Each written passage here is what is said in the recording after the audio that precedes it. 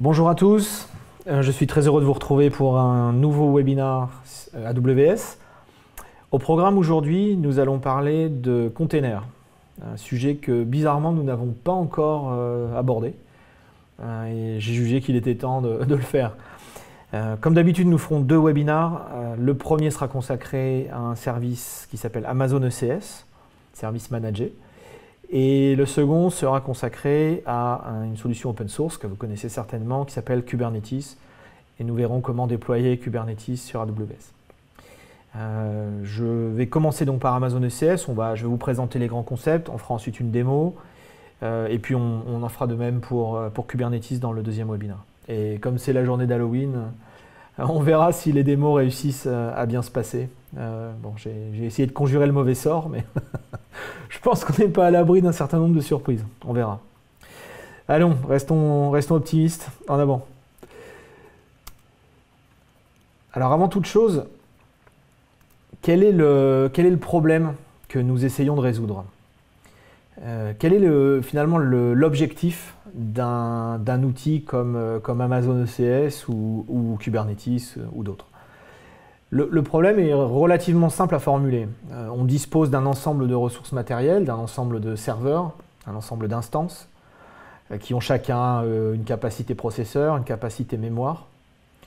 Et sur cet ensemble de ressources, sur ce cluster, on va essayer de placer de manière la plus efficace possible un ensemble de containers Docker. Donc un ensemble d'applications qui ont été dockerisées, qui ont chacun une taille mémoire, qui ont chacun une exigence en CPU. Et donc le but, ça va vraiment être finalement de faire comme sur ce petit jeu d'enfant auquel on a tous joué, qui est de trouver le bon endroit pour placer la bonne forme, en fonction des ressources disponibles sur le cluster. Évidemment, si on se base sur 9 containers et 9 emplacements, comme sur le petit jeu, le problème est assez simple. Et bien sûr, on n'a sans doute pas besoin d'un orchestrateur et d'un ordonnanceur de containers. On peut placer ces containers à la main, on peut les démarrer ou même avec des scripts, mais en tout cas les placer de manière statique.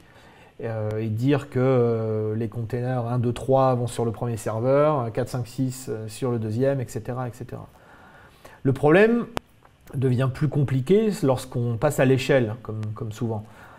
Imaginez maintenant que vous devez placer des dizaines de containers différents, chacun en plusieurs exemplaires pour avoir de l'équilibrage de charge, de la redondance. Et sur 10, 20, 30, voilà, des dizaines de nœuds. Rajouter à tout ça peut-être un pipeline de déploiement continu, avec des équipes qui travaillent en parallèle, qui déploient de manière indépendante chaque container, etc., etc. Rajouter à tout ça quelques petits incidents, quelques nœuds qui rebootent, quelques containers qui meurent, etc. Et on voit vite que ce qui était facile à très petite échelle devient particulièrement compliqué, particulièrement insoluble finalement, de manière manuelle et en tout cas même de manière programmatique. Et donc il va nous falloir un outil, un service qui va prendre ça en charge pour nous. Et c'est l'objectif d'un service comme ECS et d'un projet comme Kubernetes. Alors on a dit qu'on commençait par ECS. Donc ECS, c'est un service qui a été lancé en 2015, qui est donc un orchestrateur de containers. Ce service a l'avantage de ne rien coûter, un peu comme CloudFormation ou Elastic Beanstalk. Ce sont des services qui ne coûtent rien à l'usage, vous ne payez que pour les ressources que vous créez, mais pas pour le service lui-même. Donc c'est un service dont on va voir les principales fonctionnalités tout à l'heure, qui va vous permettre de démarrer des containers, de préciser combien de containers d'un certain type doivent fonctionner, qui va vous permettre de relancer automatiquement des containers si jamais ils sont morts ou si jamais le nœud qui les hébergeait est mort, etc., etc. Donc l'objectif, ça va vraiment être de placer en permanence le bon nombre de containers sur les meilleurs nœuds possibles. ECS a un compagnon qui s'appelle ECR, qui a été lancé un petit peu plus tard dans l'année, qui est finalement un service de registry de containers, qui va vous permettre d'héberger vos images Docker au sein de l'infrastructure AWS. Alors pourquoi est-ce qu'on a envie de faire ça et pourquoi est-ce qu'on préférerait faire ça plutôt que de le mettre sur le Docker Hub ou sur un serveur privé? Plusieurs raisons. La première raison déjà, c'est que ce service va être hautement disponible. Donc vous n'avez pas à craindre que vous ne puissiez pas déployer vos images parce que le Docker Hub est en RAD ou votre propre serveur est en RAD. Donc vous avez, je dirais, comme d'habitude dans AWS, la haute dispo, la sécurité et donc la capacité à déployer en permanence. Et le deuxième point qui est intéressant, c'est que comme ce registry est au plus près de votre infra, vous allez avoir des temps de déploiement des containers qui vont être particulièrement courts. Entre CR et ECS, la proximité réseau est extrêmement forte. Et donc, une fois de plus, si vous faites du déploiement continu ou si vous avez une plateforme très dynamique, que vous passez votre temps à mettre à jour vos images, etc., vous allez pouvoir les déployer, les télécharger de manière extrêmement rapide. Plus rapide que si vous deviez aller faire appel à un service externe, passer par Internet, etc., pour potentiellement télécharger vos images. Donc voilà une des quelques raisons qui permettent qui pourraient conduire à utiliser ECR, d'autant plus qu'il est, assez économique. Bon, il y a un free tier qui vous permet de le tester, et puis ensuite vous payez au stockage par gigabit par mois. Voilà. En termes de disponibilité des services, les deux sont disponibles dans la quasi-totalité des régions aujourd'hui. On a 16 régions, plus d'autres prochainement. Et donc ces deux services sont disponibles dans 13 régions, donc on va dire à peu près partout. Et donc en particulier en Europe. Donc vous pouvez bien sûr les tester, les utiliser et les adopter. ECS et ECR sont des services qui ont un cycle de vie assez rapide. J'ai pris les dernières nouveautés depuis le mois de juin, que vous pourrez trouver sur aws.amazon.com/ecs/new. Et comme vous pouvez le voir, il y a régulièrement, tous les mois, d'assez grosses nouveautés sur ECS. Alors je ne vais pas toutes les lister. Il y en a une qui est très importante, qui est celle du mois de juin, qui supporte l'intégration d'instances Spot directement dans la console. Donc maintenant, lorsque vous créez un cluster ECS dans la console, vous pouvez directement demander à le créer avec des instances Spot. Je rappelle pour ceux qui ne seraient pas familiers du Spot, les instances Spot, ce sont des instances que vous payez à un prix extrêmement réduit, généralement 70-80% moins cher que le prix on demand, et via un mécanisme d'enchère. Et donc vous pouvez construire de gros clusters avec des instances Spot et à un prix particulièrement intéressant. D'autres features, peut-être le scheduling. Donc vous avez maintenant celle du 7 juin, vous avez la possibilité maintenant d'exécuter des tâches programmées. Vous pouvez lancer des containers à intervalles réguliers, à heures précises, pour des batchs, pour des travaux différents de monitoring, de collecte de logs, enfin on peut imaginer un million de choses. Voilà, c'est très facile à faire maintenant. Le feature du 7 septembre est vraiment important. On a lancé un nouveau type de load balancer.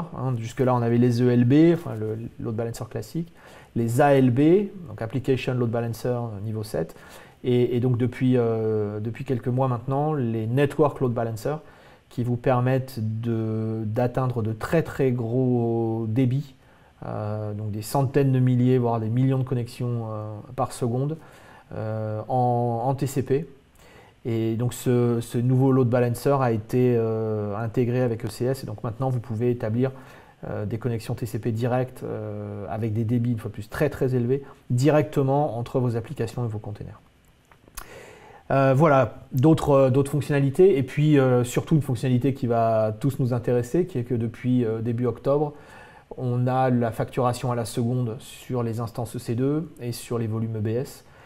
Et comme on va le voir dans un instant, ECS est basé sur des instances EC2, et par conséquent la facturation d'ECS, en tout cas de la facturation des instances créées dans le cadre de cluster ECS, se fait désormais à la seconde. Ce qui est intéressant puisque vous pouvez aussi démarrer, vous pourrez presque répercuter finalement cette facturation à la seconde sur vos containers.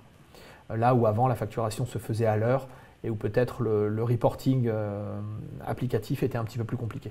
Donc maintenant vous avez la facturation à la seconde pour les instances, Donc ça pourrait tout à fait se propager de manière assez simple à vos containers. L'écosystème Docker est assez riche. Donc, comme toujours, nous avons un grand nombre de partenaires, Docker et bien sûr plein d'autres, donc qui vont vous fournir des outils et des solutions qui vont s'intégrer de manière simple avec ECS. Donc j'en cite quelques-uns, par exemple CoreOS ou Rancher. Donc, ce sont des AMI qui sont disponibles sur la marketplace. Et donc vous pouvez facilement démarrer par exemple des instances EC2 qui tournent sur RancherOS et qui vont s'intégrer facilement dans un cluster ECS. Les outils de déploiement continu comme CircleCI, CloudBees et les autres qui supportent les chaînes de développement Docker vont aussi bien fonctionner avec ECS. Et puis d'autres partenaires, Datadog pour le monitoring, et puis Twistlock qui est un partenaire intéressant qui va être capable d'auditer, de détecter des vulnérabilités de sécurité à l'intérieur de vos containers, ce qui est un sujet évidemment essentiel. Voilà, donc tout un ensemble de partenaires, infrastructures ou services qui vont pouvoir fonctionner correctement avec ECS, ce qui est important parce que vous utilisez sans doute, quelle que soit la solution Docker que vous avez aujourd'hui, vous utilisez déjà certainement l'un ou l'autre de ces partenaires et vous pourrez continuer à le faire. Bien sûr, nous avons un grand nombre de références clients sur ECS. L'adoption sur ECS a été assez rapide et très bonne. Voilà, je peux citer quelques exemples, comme par exemple MyTaxi. Si vous voyagez souvent en Allemagne, vous connaissez forcément cette société. Donc MyTaxi, c'est l'application mobile qui sert pour tous les taxis allemands. Donc ils ont 10 millions d'utilisateurs, quasiment 50 000 taxis. Donc ils opèrent en Allemagne et dans d'autres pays. Et en fait, la quasi-totalité de leur plateforme fonctionne sous Docker, d'ailleurs avec une utilisation massive des instances Spot.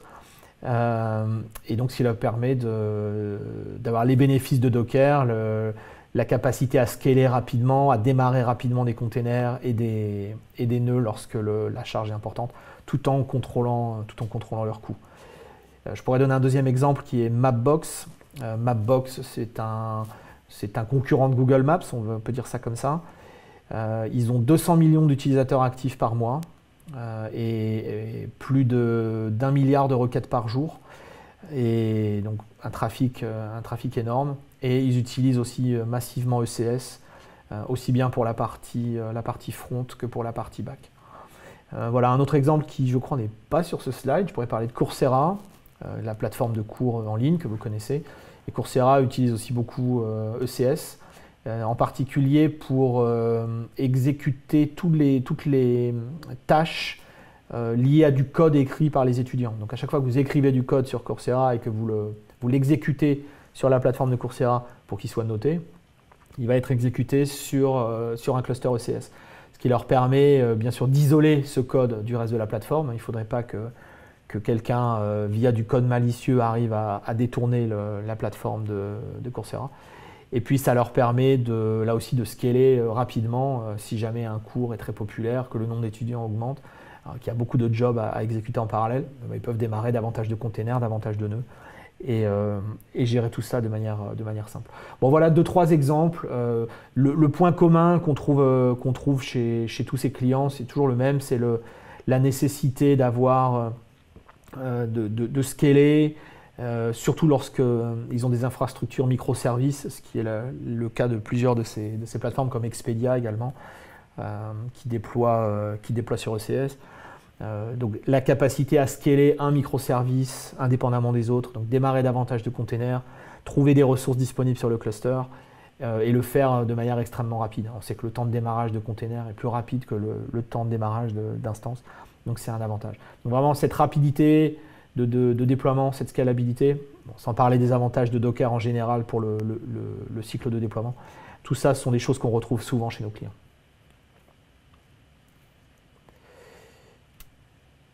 Voilà, quelques autres exemples, je vous laisserai les lire, je préférerais avancer et parler de l'architecture. J'ai déjà donné quelques exemples de clients. Alors l'architecture de ECS, la voici. Donc comme j'ai dit tout à l'heure, ECS, un cluster ECS, c'est avant tout un cluster d'instances EC2. Okay, donc ici, on voit sur ce schéma, on a trois instances, donc 2 dans la zone de dispo 1 et 1 dans la zone de dispo 2. Et donc chacune de ces instances EC2, pour devenir une instance ECS, a besoin de différentes choses. Bon, premièrement, elle a besoin d'avoir Docker installé, ça paraît une évidence. Et deuxièmement, elle a besoin d'exécuter l'agent ECS. Donc l'agent ECS, c'est un agent qui est open source, que vous trouverez sur GitHub, et qui va connecter cette instance au back-end ECS. Okay, donc tous les nœuds d'un cluster sont équivalents, il n'y a pas de maître, hein, ce sont vraiment tous des nœuds qui sont dédiés à l'exécution des containers, mais par contre, ils ont tous un agent qui va dialoguer avec le back-end. Et donc c'est le back-end qui connaît l'état distribué du cluster, c'est le back-end qui reçoit les ordres de placement de containers, les directives que vous allez lui envoyer, et c'est le back-end qui va s'assurer qu'à tout instant, on a le bon nombre de containers qui tournent sur le cluster. Okay, l'agent sert juste à la communication, c'est vraiment le back-end qui prend les décisions. Okay, donc sur chaque nœud, sur chaque instance, donc on va trouver Docker, et on va exécuter sur chaque instance des containers qui vont être décrits, on verra cette abstraction tout à l'heure, dans ce qu'on appelle des task definition. Okay, donc une task definition, c'est un fichier de configuration en YAML qui va décrire au moins un, mais potentiellement plusieurs containers qui doivent être placés à l'intérieur de la tâche. Okay, comme vous verrez tout à l'heure, la syntaxe est extrêmement proche des compose files de Docker. Donc si vous êtes à l'aise sur les compose files, vous allez vite être à l'aise sur les task definition. Okay, donc une task definition, c'est un ou plusieurs containers qui doivent être exécutés sur le même nœud, et puis on va trouver ce qu'on trouve d'habitude, c'est-à-dire potentiellement la définition de volume, la définition de port réseau, etc. etc.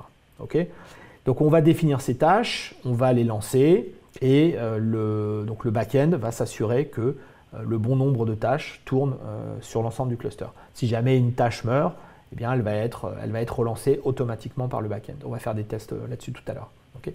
Bon, et puis en frontal, on peut avoir évidemment des load balancers, hein, sous réserve d'avoir ouvert des ports évidemment réseau dans les containers.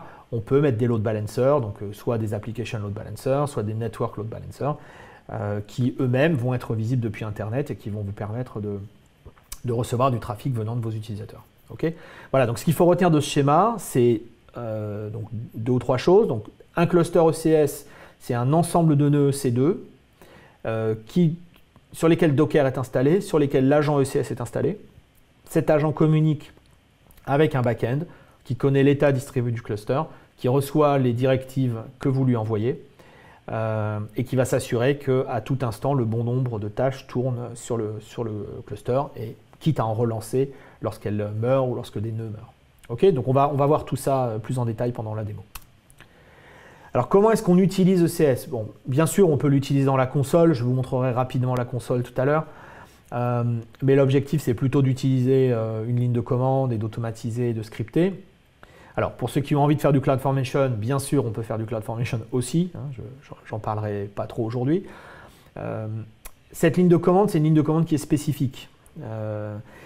Alors vous avez des commandes ECS dans la ligne de commande AWS qu'on connaît tous. Hein. Vous voyez les commandes en bas ici, AWS, ECS, list cluster, describe cluster, etc.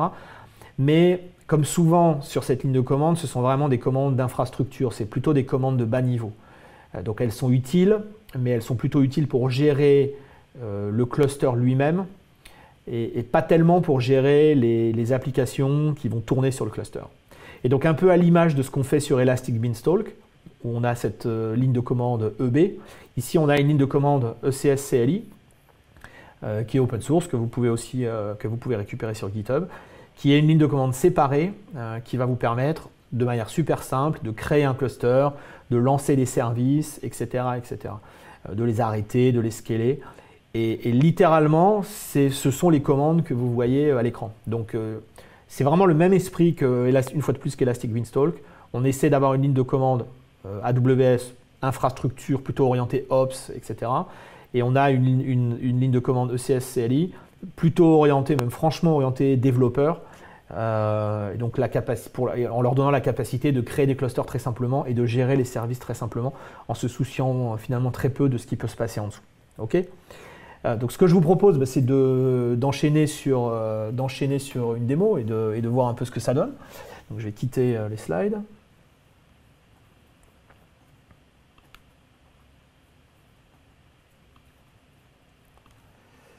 Voilà, je vais zoomer un peu là-dessus.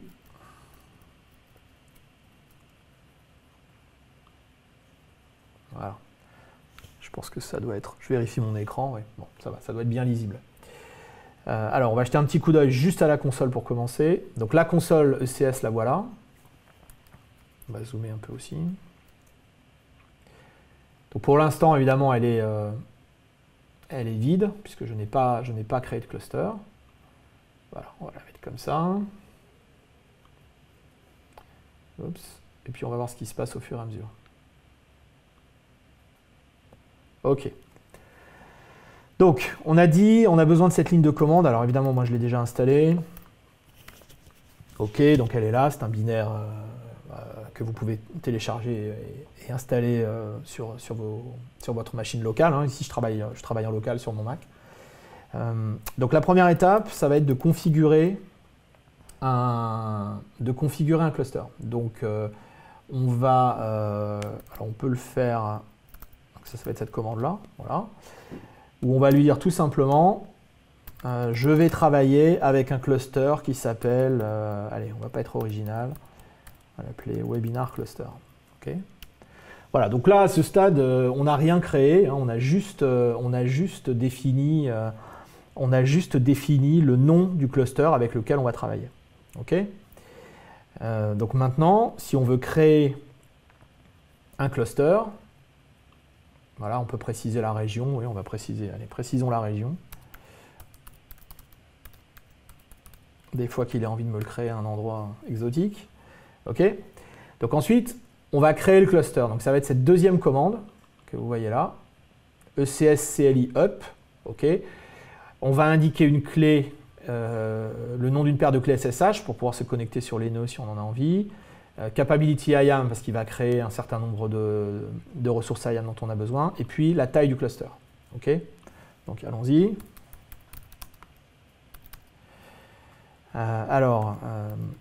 Capability IAM, la paire de clés, le nombre de nœuds, et on pourrait rajouter la taille de l'instance si on voulait. Par défaut, il va me faire du T2 micro, on va rester sur ça. Voilà. Ok, donc là, vous voyez, cette simple commande-là, elle suffit à créer un cluster. Alors, je n'ai pas spécifié de VPC, je n'ai pas spécifié de security group, je n'ai pas spécifié de subnet, etc. Donc ici, ce qui va se passer, c'est qu'il va me créer un nouveau VPC et il va m'héberger le cluster à l'intérieur du VPC. Donc dans certains cas, c'est exactement ce qu'on veut faire. Hein. Si on veut isoler des devs les uns des autres, c'est une très bonne approche. Si on a envie de lancer le cluster dans un VPC existant, en spécifiant des subnets, les security groups, enfin en donnant plus de détails, on peut aussi le faire. Hein. Il y a des options supplémentaires sur ECS-CLI pour le faire. Bon, ici, j'essaie de rester sur une démo plutôt simple. Donc, qu'est-ce qu'on voit? On voit que très vite, finalement, il me dit CloudFormation Stack Status, Create in Progress. Donc, il vend un peu la mèche, puisque effectivement, ce ECS-CLI va déclencher finalement la construction du cluster via CloudFormation. Donc, si je vais voir dans la console de CloudFormation, normalement, je dois avoir une stack en cours de création. Et si je regarde en attendant ce qui se passe là, qu'est-ce que je vois? On va rafraîchir ça. Voilà, donc il est en train de me créer mon webinar cluster. Et si j'arrive à avoir CloudFormation un jour, merci.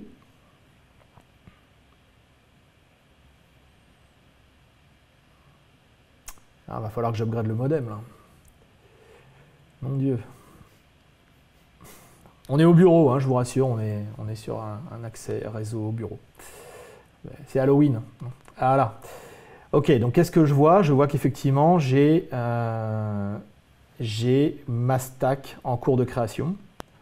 Alors là, je vous le montre parce qu'on est curieux, mais on n'est pas du tout obligé d'aller voir ça. Et si on regarde dans les événements, eh ben, on va voir qu'il est en train de créer toute la plomberie qu'on s'attendrait à voir, c'est-à-dire, voilà, il crée un VPC, il crée un Ethernet Gateway, il va créer les objets IAM nécessaires, il va créer des subnets, etc. etc. Okay. Donc là, il va créer vraiment l'intégralité d'un VPC accessible depuis Internet.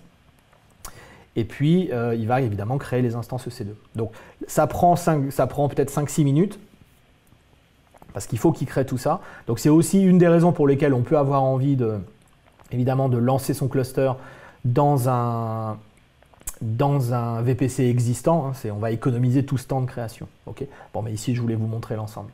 Alors, on voit qu'il est en train de créer un groupe d'autoscaling. On va y revenir tout à l'heure. On verra pourquoi on a besoin d'autoscaling dans cette histoire. Mais une fois que ça c'est fait, assez vite, on devrait voir des instances EC2 arriver. Donc, allons voir ce qui se passe dans EC2.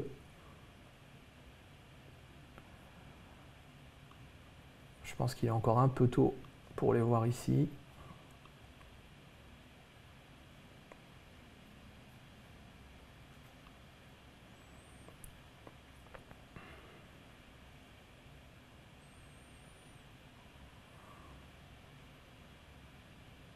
Je crois que je vais passer en 4G pour le deuxième webinaire, ça marchera mieux. Ah là là. Bon, enfin. Alors, qu'est-ce qui se passe ici?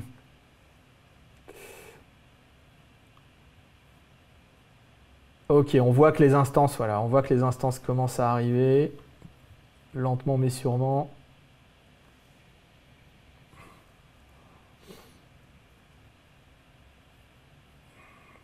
Oh là là, alors il y a beaucoup de choses ici, on va filtrer un petit peu.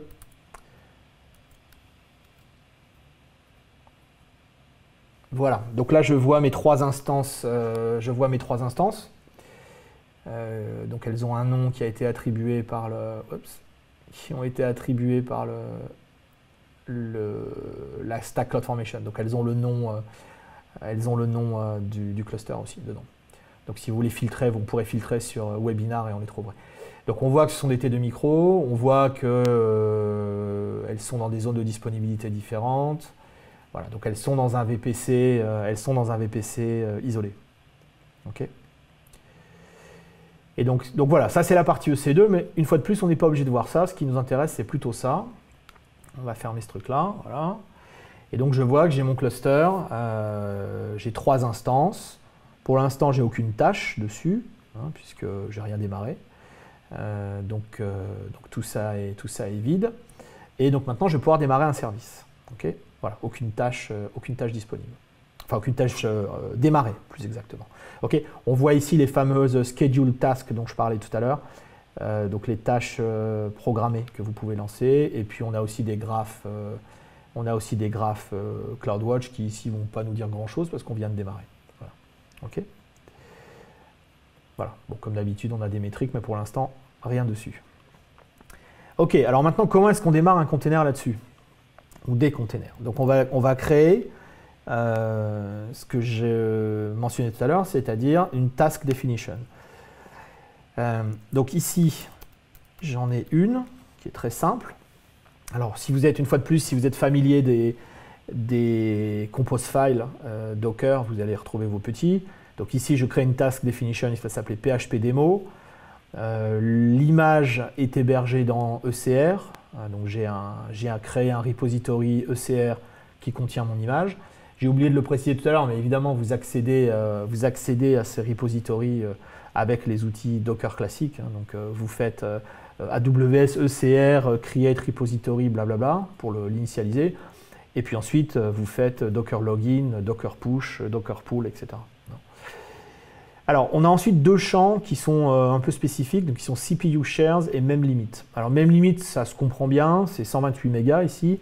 C'est la mémoire maximum que le container a le droit d'utiliser avant d'être tué. Donc, si on dépasse 128 mégas, Docker le dégagera automatiquement.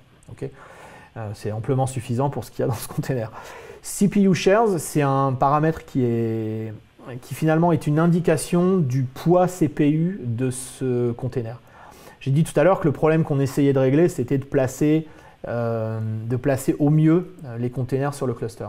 Alors si vous avez vu ici, sur mon container, j'ai 3 instances, et donc ce sont des T2 micro, et elles ont 1024 points de CPU. Ok, voilà, et elles ont un petit peu moins d'1 giga de mémoire disponible. Donc ces 1024 points de CPU, ce sont des valeurs, c'est une valeur qui est arbitraire, qui est définie par nous. Et donc en fonction de la taille de l'instance, évidemment, plus l'instance est puissante en termes de CPU, plus elle va avoir de points de CPU. Okay, donc ça, vous trouverez les décomptes exacts dans la doc. Et donc par exemple, ce container que je vois là, quand je vais démarrer un container ici qui contient un Apache et une minuscule appli PHP, en fait je vais consommer 100 points de CPU. Donc à quoi ça sert de faire ça?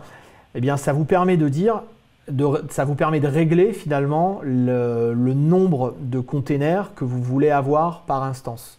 Si ce container-là était extrêmement intensif en calcul, on pourrait lui dire non, ce container il a 1024 points, donc il a besoin de tourner tout seul sur cette instance.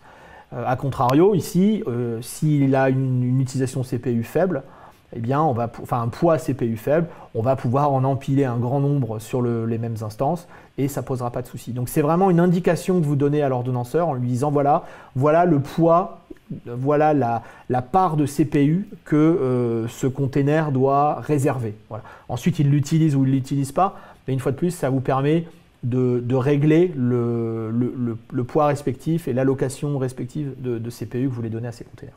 Okay, voilà, au passage, on voit la version de l'agent ECS, on voit la version de Docker, on voit tout ça. Okay, donc ici, voilà, même limite. Et puis le reste, ce sont des directives Docker standard. Donc ici, je vais ouvrir le port 80, interne et externe. Et puis, je vais démarrer Apache au démarrage du container. Okay, donc comment est-ce qu'on démarre ça?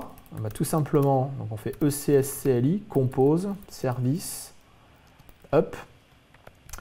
Donc par défaut, il va aller chercher un fichier qui s'appelle dockercompose.yaml, un fichier que vous venez de voir. Donc vous voyez ce qu'il est en train de faire. Il prend ce fichier, il le transforme en task definition. D'accord? Donc si je regarde, si je reviens là et que je consulte les task definition, je vais voir cette task definition apparaître. Il y aura peut-être d'autres choses parce que donc là voilà, ok. D'accord, donc ça c'est le produit de ce fichier qui est donc chargé sur le cluster. Voilà, donc on va retrouver ici, elles sont versionnées évidemment. Ici on va retrouver la version qui est bien la version 11, hein, c'est ça, ouais, la version 11 que je viens de créer. Et donc je vais voir ici le contenu de la task definition et on va retrouver exactement la même chose, c'est-à-dire CPU shares, même limite, voilà, le chemin de l'image, et puis quoi, les ports réseau, voilà, on retrouve exactement la même chose. Okay, donc la task definition, c'est ce qui va permettre d'instancier entre guillemets le service sur le cluster. Okay, donc qu'est-ce qu'on voit d'autre? Ici, je n'ai pas indiqué combien j'en voulais de copies. Donc par défaut, il va m'en démarrer 1. Donc je vois ici, desired count 1. Bon, et puis très vite, alors je vois qu'il démarre une tâche. Donc il va télécharger l'image depuis ECR et puis démarrer sans doute ce container. Et donc ici, je vois desired count égale 1, running count égale 1. Donc il a fait le boulot. Et si maintenant je vais sur mon cluster et que je regarde ma liste de tâches, voilà, donc je vois une running task et je dois pouvoir la consulter dans le cluster et je peux aussi la consulter ici en faisant ça.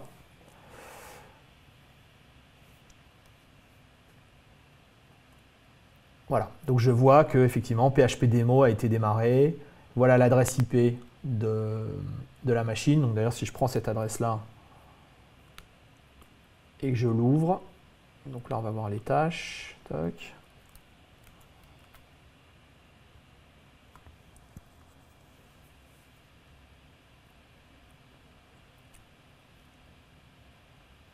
Ouais, c'est abominablement lent. Ouais, non, on va faire la suite en On essaiera en Wi-Fi ou en 4G à la pause, c'est beaucoup trop long, désolé pour ça.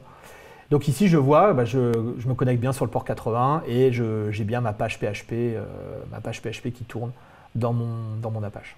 Okay, voilà, donc je la vois ici, c'est les mêmes, on va voir les mêmes choses évidemment dans la console. Okay, donc vous voyez finalement en une commande on démarre un cluster, une deuxième commande ici on lance un service et on ne s'est pas trop soucié du tout même d'infrastructure.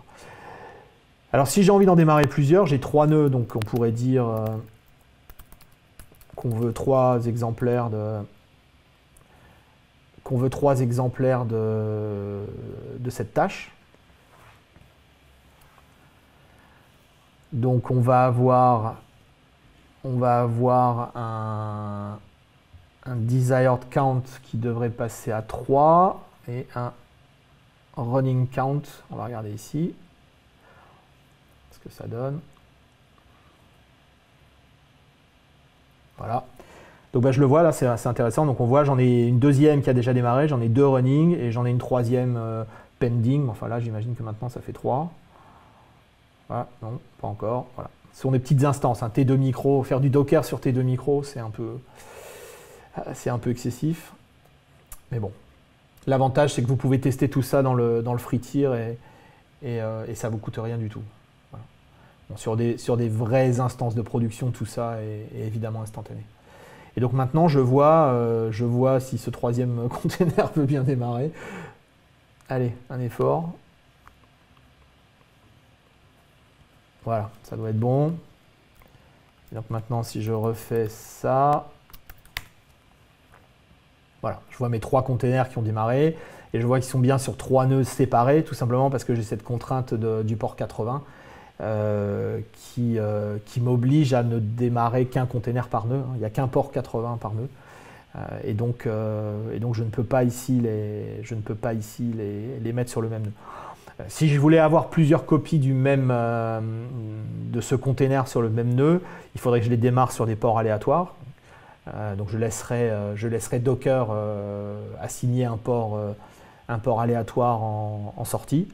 Et puis devant, avec un application load balancer par exemple, je pourrais avoir un target group qui détecterait ces différents containers et qui saurait les load balancer quel que soit leur port. Si vous n'êtes pas familier de ça, je vous renvoie à l'application load balancer, au target group, etc. Okay, bon, voilà, on va essayer un deuxième pour la forme. Allez, on va essayer celui-là.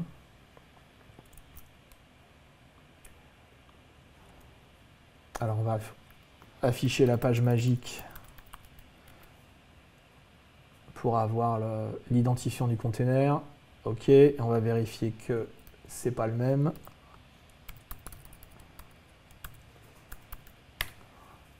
Donc là, on a quoi? Là, on a E4, EA, etc. Ah, et ça marche pas. Qu'est-ce qui se passe?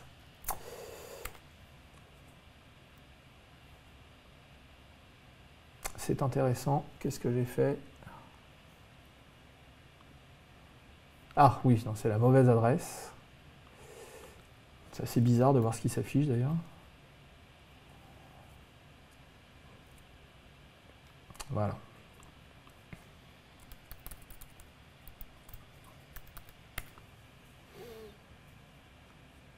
Ok, donc là on a 1, B, DC, etc. Ok, donc on voit bien qu'on n'est pas sur le même nœud, on n'est pas dans le même, on n'est bien pas dans le même container. Ok. Voilà, donc on pourrait mettre devant un load balancer, etc. Après on revient dans les mécanismes traditionnels de ces deux. Voilà, juste peut-être pour finir, on pourrait rajouter. Alors je voulais vous montrer l'autoscaling group. Pourquoi on a un autoscaling group? Tout simplement parce que, allez, on va faire une ânerie, on va tuer une instance.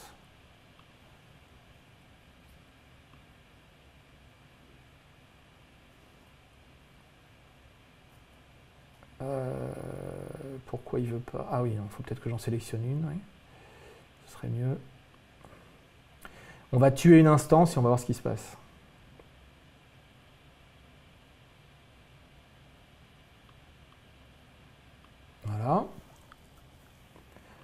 ok, donc terminate. Donc bon, là c'est violent, hein. Évidemment c'est pas un arrêt propre, c'est pas comme si on avait downscalé le cluster, là on la tue violemment. Et donc si on va voir dans l'autoscaling group, en fait quand j'ai créé le cluster et que je lui ai dit je veux 3 nœuds, pas 2, pas 4, juste 3, ce qui se passe c'est qu'il crée un autoscaling group avec le min à 3, le max à 3, et donc sans surprise, il va y avoir 3 nœuds dans l'autoscaling group. Okay. Et donc là, comme je viens en tuer une, eh bien les contraintes de... Voilà, donc voilà mon autoscaling group, vous voyez. Donc min... oui, enfin, desired 3, voilà. Donc là, on en a perdu une. Et donc il va la relancer. Donc si je vais regarder ce qui se passe là, est-ce que j'en vois 2 ou est-ce que j'en vois 3? On va voir. Mais voilà pourquoi il y a un autoscaling group qui est caché dans le dans le template CloudFormation. C'est pour garantir qu'on a toujours le bon nombre d'instances. Si j'arrive à cliquer. Voilà, donc là je n'ai plus que 2 instances, hein, donc il y en a bien une qui est morte. Par contre, si je regarde dans la console EC2, il est probable que j'envoie une 3e en cours de démarrage. Ok, donc ça c'est vraiment un mécanisme important dans ECS. Vous voyez que vous n'avez pas à vous soucier de la haute disponibilité du cluster. Si vous lui demandez 3 nœuds ou 4 nœuds ou 5 nœuds, c'est l'autoscaling qui va s'assurer qu'on a toujours le bon nombre de nœuds. Si jamais un nœud disparaît, alors on va lui demander juste ECS, voilà. Si un nœud disparaît, eh bien il va le relancer. C'est ce qu'on est en train de voir là. Donc on voit celle qui a été terminée tout à l'heure, et on voit que là, l'autoscaling, on a redémarré un. Okay, donc elle va redémarrer, elle va se reconnecter au cluster. Okay, et idem, si on regarde les tâches, eh bien on n'a que 2 tâches qui tournent, hein, puisqu'on a perdu une tâche en arrêtant l'une des instances. Et donc là aussi, l'ordonnanceur de CS, dès que cette 3e instance va être disponible et jointe au cluster, il va pouvoir démarrer la 3e copie du container. Okay, et donc ça, c'est vraiment un point important, une fois de plus, c'est vraiment un point important de CS. C'est ce fonctionnement via l'autoscaling, via le socle C2. C'est vraiment l'automatisation et la réparation automatique des containers qui tombent ou des nœuds qui tombent. Donc concrètement, vous n'avez pas à vous lever la nuit, vous n'avez même pas à recevoir d'alarme. Vous laissez faire l'autoscaling, vous laissez faire, voilà. Donc la 3e instance est arrivée, ok, et d'ici quelques secondes, on va voir un 3e, le scheduler de CS va détecter que cette instance, qu'une 3e instance est à nouveau disponible, et il va démarrer le 3e container. Okay. Donc vous voyez, là on est sur un cas très simple avec un tout petit nombre d'instances, un tout petit nombre de containers, mais imaginez une plateforme où vous avez des dizaines de containers différents, des dizaines de nœuds, et où à chaque fois qu'un nœud tombe ou un nœud reboot, vous n'avez pas envie de faire ça manuellement, c'est impossible. Donc il faut laisser ECS faire son boulot, et voilà. Donc on voit le 3e container qui est démarré. Une fois de plus, hein, sur des instances de production, tout ça va beaucoup plus vite. Ici on est sur du T2 micro. Et donc automatiquement, on a récupéré une instance ECS, on a récupéré les containers qui tournent dessus, et donc en un laps de temps, en quelques minutes finalement, un laps de temps très court, on se retrouve avec un cluster qui est à nouveau opérationnel, okay, sans que vous ayez eu à faire quoi que ce soit. Donc à la limite, bon, vous dormez la nuit, le lendemain matin, vous vous rendez compte que il y a peut-être eu un reboot, il y a peut-être eu un incident pendant la nuit, mais bon, avec probablement aucun incident sur la qualité de service. Et donc ici on voit bien, voilà, on voit qu'on a récupéré, donc ça c'est le vieux container qui n'a pas encore disparu complètement, et donc on voit que donc 34 253 effectivement est morte, et qu'on a démarré 34 241,65. Ok, voilà. Donc tout ça se passe automatiquement, vous ne vous souciez pas de ces sujets-là et vous vous concentrez sur la réalisation de l'application. Okay. Voilà, et si on voulait rajouter des nœuds, eh ben on ferait tout simplement on ferait ECS, CLI, Scale, je sais pas, 5 par exemple. Oui, capability IAM. Size. Pardon, c'est pas ça la commande. Je fais des bêtises. Bon, pardon, de toute façon, j'ai plus de temps. Il ne faut pas que je déborde. Il ne faut pas que je déborde parce qu'il faut que je parle de Kubernetes. Bon, on peut scaler le cluster avec le CSCLI, rajouter des nœuds, etc., etc. Ok. Voilà. Vous voyez, là, les différentes commandes dans la liste sont plutôt faciles et on est vraiment sur un outil pour les développeurs. Voilà, non, c'était quoi la commande? Non, c'est pas 5, c'est moins size 5. Voilà, ok. Et donc là, je vais rajouter automatiquement 2 instances dans le cluster. Ok. Bon, voilà, et donc une fois de plus, on va mettre à jour l'autoscaling, on va démarrer 2 instances supplémentaires, elles vont se rajouter au cluster, etc., etc. Ça marche à la hausse, ça marche à la baisse. Et on peut comme ça créer ces clusters, les manager de manière super simple. Voilà les grandes fonctionnalités que je pouvais vous montrer. Il y a plein d'autres choses sur ECS, mais peut-être qu'on fera un webinaire avancé.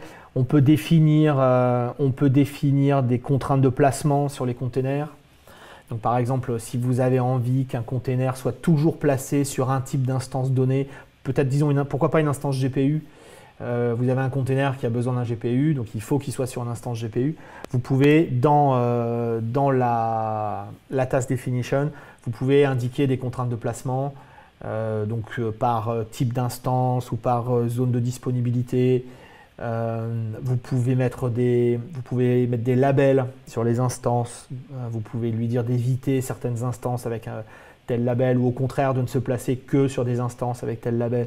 Vous pouvez définir des affinités, des anti-affinités entre containers.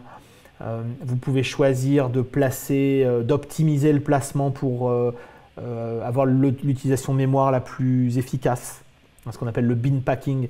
Donc vous pouvez lui dire, voilà, ok, peut-être il y a 3 nœuds, mais tu remplis le premier nœud complètement, et puis ensuite tu rempliras le deuxième, et puis ensuite tu rempliras le troisième.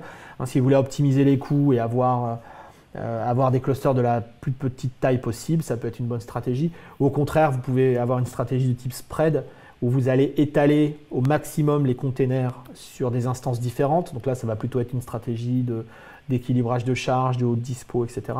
Voilà, donc ça, c'est tout ce qu'on appelle les stratégies de placement, les contraintes, et vous trouverez tout ça dans la doc de CS. Voilà. Ok, on va juste vérifier que nos instances sont en train d'arriver. Sans doute que oui. Voilà, donc on voit les 5 instances sont arrivées, l'autoscaling a fait son boulot, et donc je dois les voir ici. Okay, et donc à nouveau, je pourrais démarrer davantage de containers. Voilà, et maintenant, si j'ai envie de tout arrêter, j'ai fini de bosser. Si je fais ça, on ne doit pas être loin de la réalité. Voilà. Et donc, cette fois, si je vais dans CloudFormation, eh bien, je vais voir, sans surprise, voilà, ma stack en cours d'effacement. Et donc, je vais tout simplement démonter mon cluster, démonter mon VPC, et tout effacer proprement. Donc c'est vraiment, cette automatisation-là est sympa lorsqu'on est en cycle de dev et qu'on a envie d'avoir un cluster pour faire des tests, ou 2, ou 3, ou 8. Bon, on peut les créer facilement, on peut les détruire facilement. Vous laissez vos développeurs faire ça dans un VPC dédié à cet usage-là. Et puis vous êtes tranquille, vous savez que ça ne va pas déborder, vous savez que ça va être nettoyé proprement, etc. etc. Et donc cette ligne de commande-là est vraiment sympa pour les développeurs. Vous voyez qu'on n'a pas à fournir d'informations d'infrastructure particulière. Voilà, on va laisser le cluster se nettoyer tranquillement.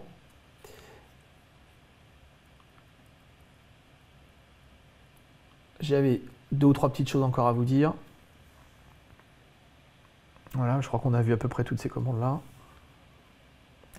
Alors si vous voulez en savoir plus, si vous voulez en lire un petit peu plus, à la sortie du service, Werner a écrit une série d'articles qui sont intéressants, qui donnent quelques informations supplémentaires sur les grands principes d'architecture, les grands choix d'architecture faits autour de CS. De mémoire, il y a aussi un benchmark de scalabilité où on monte un cluster, je crois, à plus de 1000 nœuds et où on voit que les temps de placement, en fait, les temps d'ordonnancement restent plats et que ECS est capable de prendre des décisions de placement en temps constant, quelle que soit la taille du cluster. Assez intéressant. Il y a aussi tout un tas de vidéos de reInvent de 2016 que vous pourrez consulter sur l'adresse que j'ai indiquée là. Alors le reInvent 2017 est dans un mois maintenant. Donc en attendant les futures vidéos ECS, vous pourrez regarder celle-là. Il y a des vidéos techniques et puis il y a beaucoup de témoignages clients. Donc si vous cherchez des informations sur comment les clients AWS utilisent ECS, vous trouverez pas mal d'exemples. Si vous voulez rester en contact et voir un peu quelles sont les nouveautés qui arrivent régulièrement sur ECS, vous pouvez aller à l'URL que j'ai déjà mentionné, amazon.com/ECS/new. Et puis il y a aussi régulièrement des articles sur le blog Compute d'AWS, régulièrement des articles là aussi techniques ou des cas d'usage client sur Amazon ECS. Voilà, donc deux bonnes adresses. Et puis j'ai des collègues qui sont dédiés à ECS, que vous connaissez peut-être déjà, parce qu'ils tournent pas mal dans les conférences. Et si vous voulez rester au plus près de l'actualité d'ECS, vous pouvez les suivre, donc Abby, Nathan et Tiffany, qui sont tous les trois aux US, mais qui viennent de temps en temps en Europe pour des conférences. Voilà, ils sont spécialisés sur ECS et les containers, et donc sont aussi des bonnes sources d'informations sur ECS et sur les containers en général. Voilà, si vous êtes un fan de containers, je pense vous trouverez chez eux de quoi vous alimenter. Voilà, j'en ai fini pour ce premier webinaire. Je pense qu'on est à peu près dans les temps. Donc on va faire une petite pause, le temps que je reconfigure 2 ou 3 trucs. Et puis on va ensuite basculer sur Kubernetes. Et ensuite, on répondra à toutes vos questions. Voilà, donc ne quittez pas, prenez un petit café et je reviens dans 5 minutes pour vous parler de Kubernetes. Et on répondra à vos questions, il y en a déjà pas mal. Merci beaucoup, à tout de suite.